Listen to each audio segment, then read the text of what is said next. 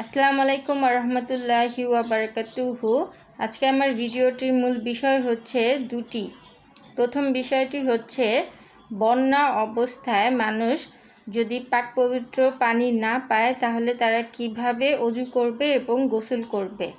এই ক্ষেত্রে আমি বলতে চাই বন্যার পানি দিয়ে গোসল করা যায় এবং যেহেতু গোসল করা যাবে ওযু করাও যায়। আপনারা বন্যার পানি দিয়ে গোসল করতে পারবেন, ওযু সম্পূর্ণ করতে পারবেন এবং নামাজ পড়তে পারবেন।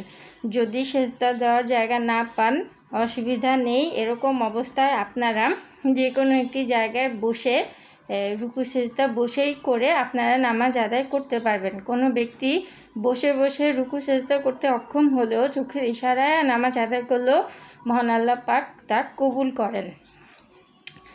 আর দ্বিতীয় বিষয়টি হচ্ছে বন্যা অবস্থায় যদি কোনো ব্যক্তি মৃত্যুবরণ করে বা মারা যায় তখন করণীয় কী?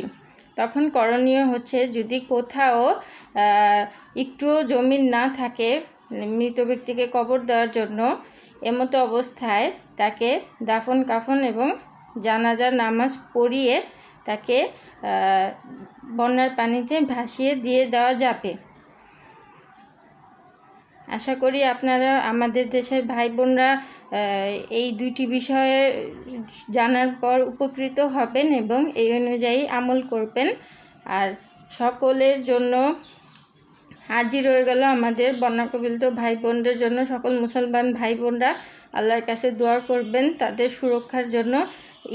ইতিমধ্যে যারা মৃত্যুবরণ করেছে আপনারা সবাই আল্লাহ সবাইকে জান্নাত নসিব করুক এবং যারা জীবিত আছে আল্লাহ সবাইকে সুস্থ রাখুক, তাদের জীবন আবার ঘুরে দাঁড়ানোর সামর্থ্য দান করুক। আপনারা সবাই বন্যার্থ ব্যক্তিদের জন্য, অসহায় ব্যক্তিদের জন্য দোয়া করবেন এবং যাদের দ্বারা সম্ভব তারা সবাই সাহায্য করবেন। আসসালামু আলাইকুম রহমতুল্লাহি ওয়া বারাকাতুহু।